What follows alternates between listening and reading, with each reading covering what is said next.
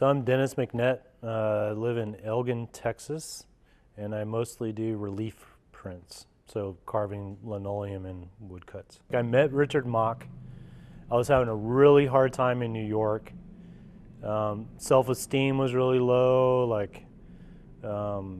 was having a really hard time at grad school because I was doing, illustrative narrative work, and everyone else was doing kind of like abstract or conceptual stuff, and so they're really giving me a hard time. And then I met Richard, and he gave me a lot of information, but something that really helped me a lot is he said, stop listening to those people and what they have to say, and surround yourself with people that care about you and care about your work. And he said, find your people and find your tribe, is what he said. So that's how I started collecting people. I was like, Richard Mock's one, and then Bill Fick is two. Okay, this guy, Tom Huck, kind of like supports what I'm doing. Tom Huck's three, Sean Starwars is four, and before I know it, I'm hanging out with these guys on a regular basis, and my work like went through the roof too, like the production, because it was like, I'd found my tribe, like I was comfortable doing what I wanted to do. So, people get they're influenced by all sorts of things, like when they make work. It could be anything. It could just, and for me, it was, especially like early teen years, was skateboarding, like the graphics. Like you looked at Thrasher magazine, and it had the same flavor as a punk rock album. Like it had like all the new tricks and all the new graphics, and it had like, you kind of got a sense of like camaraderie, like saying, yeah, that guy wears the same Converse, and like, like the uniform. So when I was asked to do that first series of skateboards with the Anti-Hero, I was blown away because I'd been wanting to do that since I was 13 years old. So I did things the way that I know how to do them. I was like, yeah, I got lino block and I traced a skateboard on there and I drew it out the way I wanted to, and then just started going to town with a chisel, so all that stuff is carved. The lino block, which is the original key image, then I made silk screens from that key image, and then they took those processes and put them onto the board. So, a digital print's a digital print, but you look at a silk screen or you look at a woodcut and it's printed and it's embossed into the paper, and you can see like the carved line, and it doesn't get digitized, like it's sharp and clean. You can see the carve mark. That's why you get a print, not just print it out. I feel like I've said this to them too. I'm just like, man, how completely lucky are we to have found each other this lifetime and to be able to hang out and make artwork. Like, not everyone gets to do that. Not everyone gets to make art, like for a living or like on a regular basis, or has the whatever it takes to do that. They just never do it.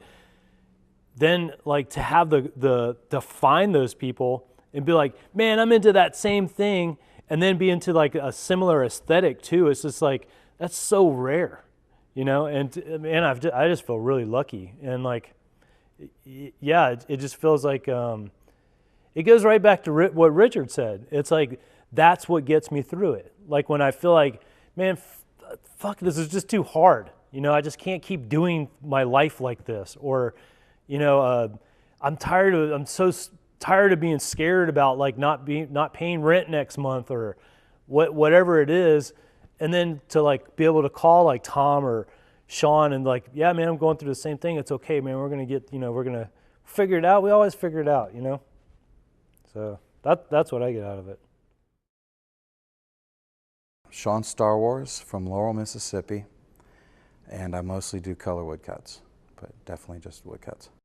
I was on academic suspension, and so I went to a community college to keep busy while I was waiting for my suspension to dissolve, or whatever they call it. And that's where I learned about printmaking. And it said, like, on the syllabus, it was like, you make lino cuts and woodcuts. And I was like, that's that word, that's that thing. And from the very first one that I did, I loved it so much because my drawings aren't great, but you could take a really bad drawing and end up with a strong graphic. Flipping through some old art exhibition catalogs, and I discovered that Tom Huck and Bill Fick. That same night I discovered of both of them. Again, before the internet, you had no way of knowing who else was out there doing stuff. I was like, if galleries will show their work, then that means that there's because like I'm just bombarded with all this stuff that I don't like, that I can't respond to, that doesn't do anything for me. When I saw that Huck was out there, I really felt like I'm going to keep pushing on and making it happen for myself, because the alternative is to go on home and just be a janitor, you know, and I can do that and still make woodcuts, or maybe I can teach at a university and do woodcuts, you know. When I finally graduated and I went back to Virginia where I was from, there was Dennis. We had gotten disconnected over the years, and I'm seeing his work all over the university, you know, all over the art building, and I'm getting really jealous because I thought like I was the only person that could ever make a decent print at Old Dominion, you know? And I'm like, who is this son of a bitch, you know? And then I see that it's Dennis, and I'm like, wow, that's Dennis. Dennis is here. You know, Dennis is still here. Dennis is around. And like, we really became friends almost immediately after that, you know? And so while I'm trying to figure out what I'm gonna do out of grad school, and Dennis is just about ready to go to grad school, and I met Huck in person for the first time after a number of life-changing exchanges, you know, on email or phone calls. It really felt like things were where they needed to be, and like, it's not that I'm riding their coattails. It's more like they kicked the door open, Huck especially. He kicked the door open, and they've never been able to fix the lock. And so now I can walk in, you know, and the rest of us can kind of walk in because of some of those tremendous doors that he's blasted open. Everything in my life is from printmaking, you know, and the fact that I'm here right now, obviously it's for printmaking. It's not because I love Mountain Dew. It's not because I'm good at Ms. Pac-Man. It's because of printmaking. And it allows me to do all the other stuff that I want to do and have these friends, and like there's nothing that I like more than to be able to sit back and talk to people, tell stories, you know, and like that's all from printmaking. And it's given me a life, and I want young people to see that they can have that too just by doing it. And of course you won't always have the same path, but you're going to end up where you want to be as long as you keep doing it and you make it a priority and you let other people know it's your priority, you know. For me, even more so than screen printing, even more so than painting, there's something about just the pounds of pressure per square inch. You're cranking that block, that paper, that ink through the press, you're compressing it. When you're done, the yellow and the blue and that green that they've created through contact, through transparency, through layer, but also through pressure, there's a palpable energy, and you don't get that any other way because it's an actual thing that happened. You know, like I can mix up green, and I love the color green, or I can mix up purple or orange or whatever, but force didn't create it, you know? And also, I mean, scale is a part of that. You know, we live in this world, I mean, I'm on Instagram all day, you know, and you think that you've seen something, but you've only seen it this big, and you don't get any, and you know, my work might translate because it's not that much more detailed, so when you see it in person, but you still don't get that pressure, you don't get that happening. It's a totally different world between electronic color, digital color, you know, just you know, additive versus subtractive color processes, but also that thing that happens with the actual force that combined them. I mean, I live and breathe technology, but there's this part that's special, and that's what printmaking is, and it doesn't, like, technology isn't a part of that for me.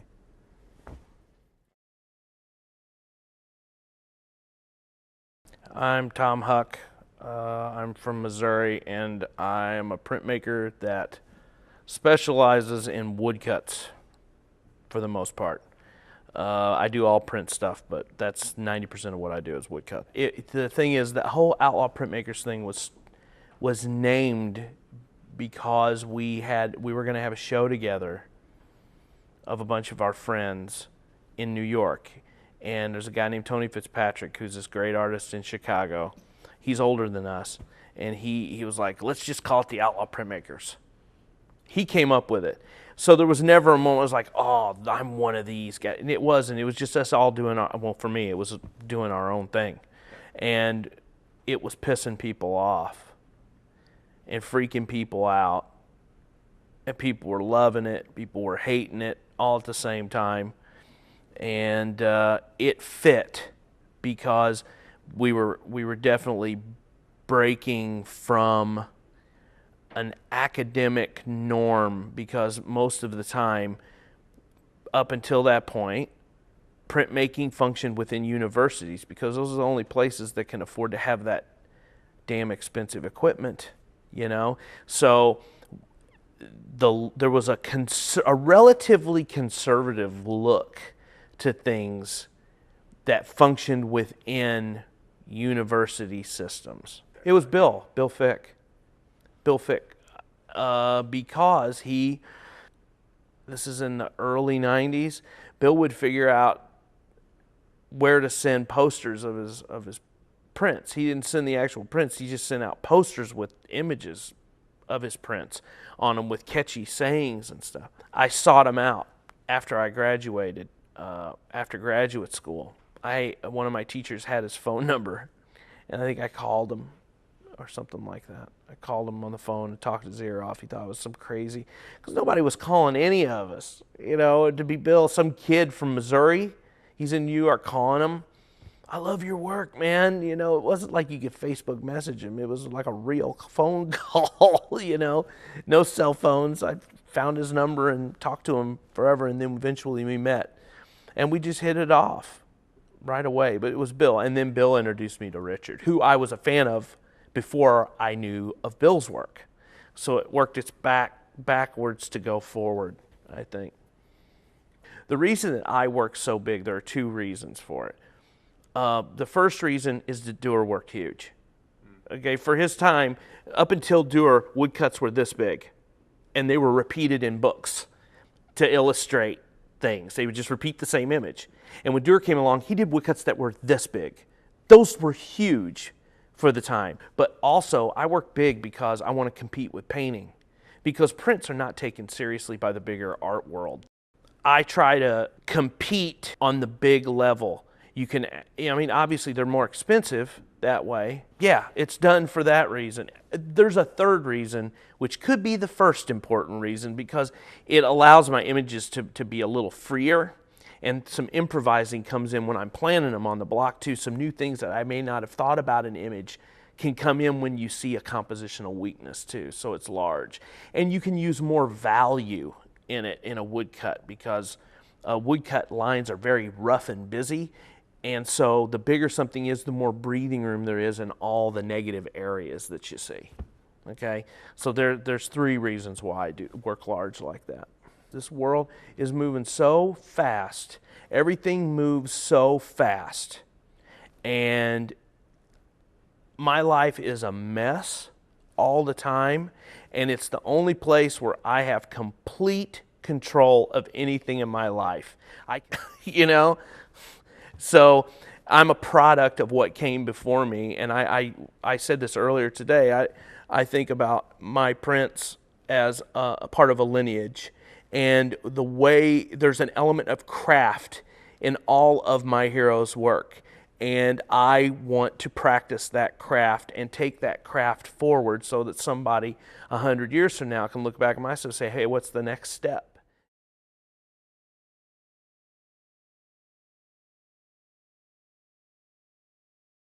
My name is Bill Fick, and I'm from Durham, North Carolina, and I make lino cuts. Well, I'm one of the older folks in this group, and I got involved via, I was living in New York and teaching at Pratt Institute, and Tom Huck contacted me and said, and this was before it was really it was a group. This was early on, and Tom contacted me, so I got to know Tom when he came to New York, and also saw him. Then I would see him every now and then when through print organization events, or mostly through this Southern Graphics Conference.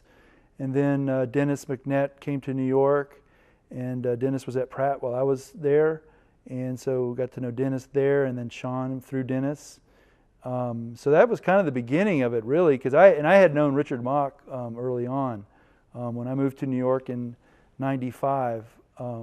I spent some time with Richard, and then the other folks sort of came in after that. So, because I'm a little bit older than everybody. So anyhow, so. Well, I think as an artist, it's nice to have a community of artists, people that you want to hang out with and share your experiences with. And in this case, since we have our sensibilities are similar, and we like a lot of the same artists, we've been through some of the same kind of experiences with our work.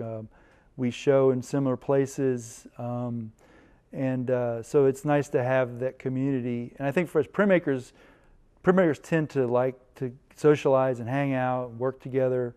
And so when it's good to be with folks, especially for me, it's we don't get together like every weekend because I have to travel to see these folks. So when we get together, it's great. It's a nice reunion. We get together. We get to catch up. We get to learn about what we've been doing. I mean, nowadays with social media, we keep in touch that way. I kind of know what everybody's up to, but it's really nice to get together and just sit down and chat and catch up. Because we don't. I mean, for this event is really the first time we've gotten together and like in this sort of in the context of a big show in a long time. And so usually it's some of us will be there or some of us won't be there at an event. But this is the first time we've had a chance to really the whole group or a lot of the group to be here at once. So that's been really nice. All the pieces in this show are lino cuts, and I start with a large piece of linoleum and draw directly onto the linoleum. I don't do any transfers. So I'll have a sketch. I'll start out with a little sketch, and then I'll take that sketch and interpret it, and make it into a bigger composition on the linoleum, and then basically just start to carve it.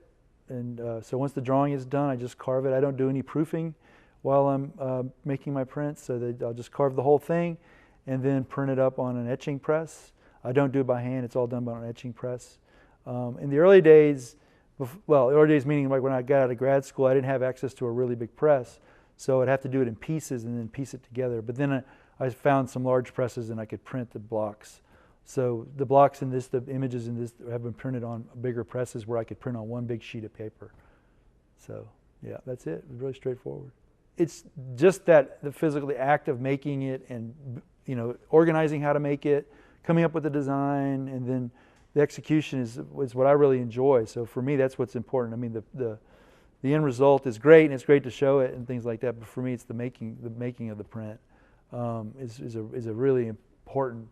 And that's why, instead of now where everything is, you can just print it out on a machine, there's no satisfaction with that.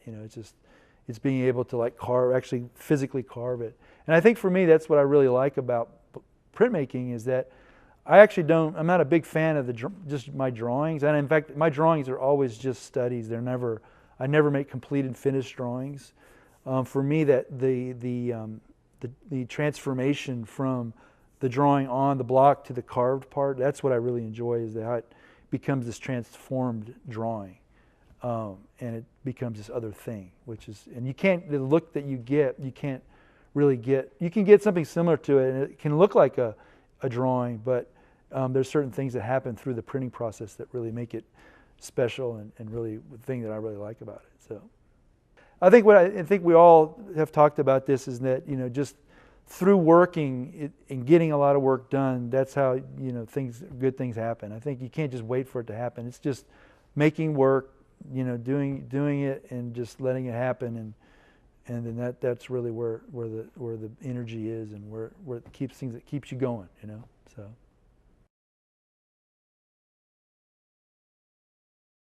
Hello, my name is John S. Hancock. I'm from Central Texas, and I'm so happy to be here. I consider myself a seasonal printmaker. Usually in the spring, the first half of the year I'm doing etching and lithography. I don't know why, kind of arbitrary. And toward the fall I do woodcut and screen printing. But I mix and match pretty good. So, with this bunch, it's more than just art. It's the things that we maybe fuel our art with and can get inspired with each other. To watch like some dumb movie, some B movie or monster movie or something.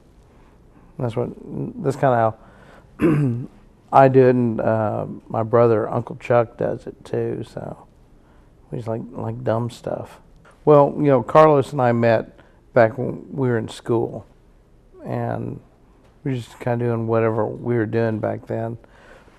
Unbeknownst to me, it would end up this way, but I think it might have been Bill Fick. One of the pieces that's in the show, the Boys in the Hood, my brother and I saw back in '93, and we were just like floored by it because who is this dude? And I didn't realize you could cut a block this way. And so we stood there in front of that thing, we looked at it and trying to figure it out, and then I finally met him, and you know, we talked about that, and then he invited me to have some pizza pie, so in the big city. So, and that was the end of it. So I never got the pizza pie, but we hung out and talked. Like, first of all, I always consider myself an artist that does prints. I kind of gave up the moniker of printmaker a long time ago because it was just too stodgy and like just one thing. But that piece, Carlos and Uncle Chuck and I, we went to the shop and we just loaded up canvases with just images. We knew we were going to put something on them, you know, a central thing. So we just kind of loaded up with just like images and textures. And we just said, okay, here's yours, here's mine, put something on it.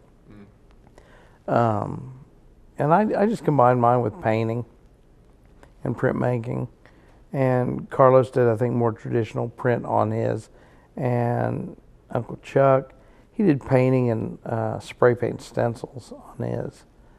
So we decided to have kind of a monster theme, basically, and just kind of put it together. Just made a picture out of it. I don't even know what we made it for.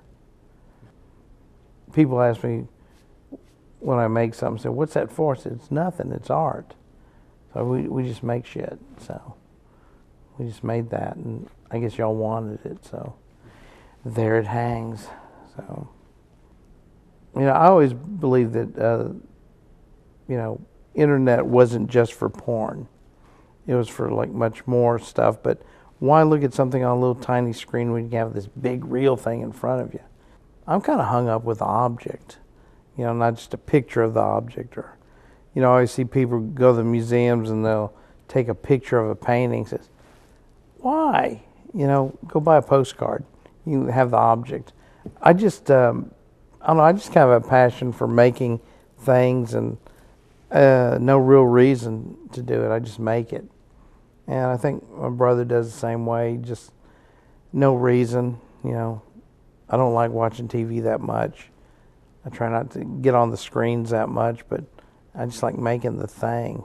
I don't know why, it just clutters the world, but I don't know, I just do it. Somebody else's problem after I die. So.